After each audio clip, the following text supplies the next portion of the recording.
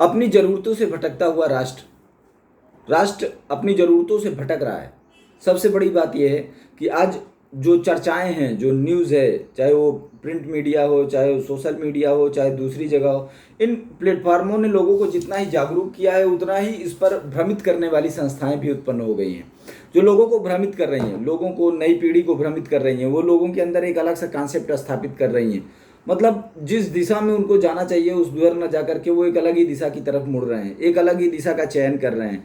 समझ में नहीं आ रहा है कि इस तरीके से राष्ट्र लगातार, जब विश्व युद्ध सामने खड़ा है, ऐसा लग रहा है कि विश्व युद्ध की स्थिति पैदा हो सकती है।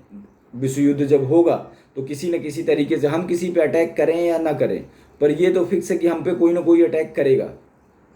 हम नहीं करेंगे इसका मतलब ये नहीं कि हमको जंग नहीं लड़ना है, हम नहीं करेंगे इसका मतलब ये नहीं कि हमको प्रॉब्लम नहीं होगी। तो इस ऐसी स्थिति में ये राष्ट्र में चल क्या रहा है, राष्ट्र में क्या हो रहा है, किस तरीके से लोग भ्रमित हो रहे हैं। जहाँ पर गवर्नमेंटों को ये बताना चाहिए कि वो 100% बच्चों को एजुकेशन देने के लिए क्या की, उन्होंने 100% स्वास्थ्य सेवाओं को डिलीवर करने के लिए क्या किया, वहाँ पर एक अलग सी चर्चा चल रही है कि कोई कथावाचक का विरोध कर रहा है, कोई कथावाचक का समर्थन कर रहा है।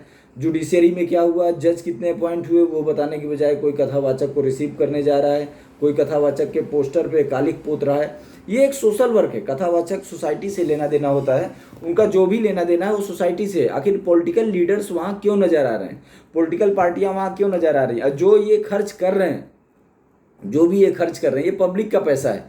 ये पब्लिक ने उनको अपना काम करने के लिए दिया है, ना कि इनको रिसीव करने के लिए, उनका विरोध करने के लिए, उनको कालिक पोतने के लिए, उनको पेंट पोतने के लिए, उनको कालिक धोने के लिए। आखिर पब्लिक के पैसे से लोग इस तरीके से उड़ाव जमाव कैसे कर सकते हैं, इस तरीके से लोग पब्लिक के पैसे का बैंड कैसे बजा सकते हैं।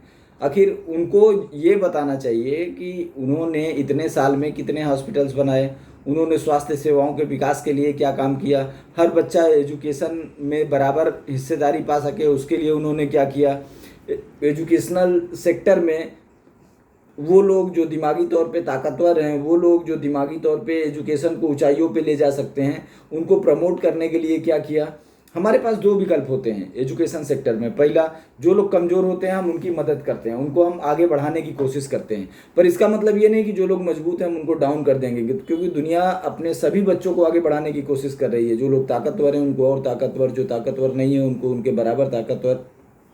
और यहाँ एक अलग ही ट्रेंड चल गया है, बच्चों को एडमिशन नहीं मिल रहा है, लोग जातिगत बोलते हैं। जातिगत आरक्षण है क्या, ये तो गवर्नमेंट ने ही दे रखा है ना। गवर्नमेंट कल जाति प्रमाण पत्र देना बंद कर दें, जातिगत आरक्षण खत्म हो गया, जातिवाद खत्म हो जाएगा। तो जाति के नाम पर आप विकसित हो रहे बच्चों को किसी भी कारण से अगर आर्थिक मदद से पीछे छोड़ देंगे, अगर आप उनको डेवलप नहीं होने देंगे, अगर आप उनको आगे नहीं जाने देंगे, तो ये राष्ट्र कैसे ताकतवर बनेगा। कल को अगर कोई विपत्ति इस राष्ट्र के ऊपर आती है तो राष्ट्र उसको फेस कैसे करेगा, किस हिसाब से आने वाली विपत्तियों को फेस करेगा। क्या आप उस वक्त ये बोलेंगे कि नहीं आप हमारे ऊपर अटैक मत करिए, हम बच्चों को आरक्षण दे रखे थे उसके कारण ऐसे बच्चे नहीं पढ़ पाए, तो अब हमारा आपका युद्ध इस कैटेगरी में होगा। ऐसा कुछ होगा क्या। जितनी समय संघर्ष सामने आएगा, जितनी समय विपत्तियां सामने आएंगी, क्या वो पूछेंगी क्या आपसे कि भाई आपने अपने बच्चों को ट्रेंड क्यों नहीं किया, आपने अपने ज़्यादा दिमाग के बच्चों को मिसाइल टेक्नोलॉजी में क्यों नहीं उतारा, आपने अपने ज़्यादा अच्छे इंजीनियरों को, ज़्यादा जो इंजीनियरिंग कर सकते थे उनको हथियारों की टेक्नोलॉजी में क्यों नहीं उतारा। आपने नहीं उतारा तो रुकिए, हम वेट करते हैं, और जब आप उतार देंगे, आप डेवलप कर लेंगे, तब हम आपके पास आएंगे। नहीं, ऐसा नहीं होगा। आखिर सरकारें इस बात को क्यों नहीं समझ रही हैं कि हर चीज़ डेवलपमेंट है। अगर हम देश में सांप को नहीं पालेंगे, अगर हम सपेरों को सांप पालने से प्रतिबंधित कर देंगे, तो सांप के जहर से बनने वाली दवाइयाँ कैसे आएंगी। या तो उन दवाइयों को प्रतिबंधित कर दीजिए, इम्पोर्ट ही मत होने दीजिए, बैन कर दीजिए कि ऐसी कोई चीज़ इस देश के अंदर नहीं बिकेगी, तो हम समझें। अगर किसी भी चीज़ से हम किसी भी प्रोडक्ट को बनाते हैं, चूँकि ये नेचर है, नेचर में कुछ भी अलग से नहीं आ सकता, जो भी है इस नेचर में है और इसी नेचर से आएगा, दूसरी जगह से तो नहीं आएगा।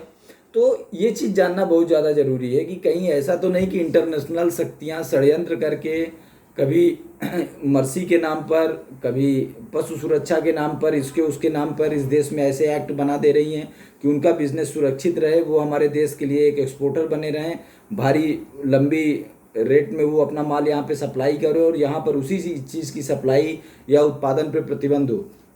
ये किस तरीके का खेल है।